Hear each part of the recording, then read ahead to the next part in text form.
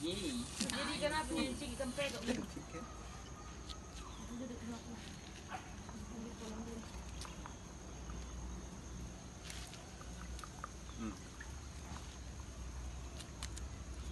Kita je bang.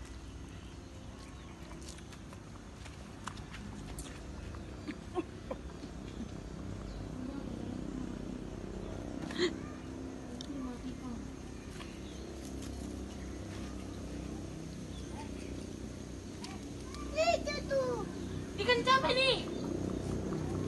Besar ini. Ikan apa ni? Sekali ni. Ini Pak udah besar. Ini udah besar. Ini. Mana? Besar dia kan? Makan lele itu nih. Ih, gemes kok.